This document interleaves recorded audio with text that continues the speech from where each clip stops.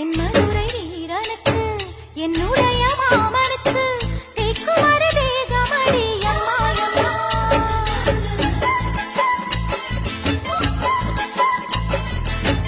மாமன் பெற்ற பெண்ணுனக்கு மையெழுதும் கண் எதுக்கு என்னை வந்து கொல்லுதடி எம்மாயம்மா.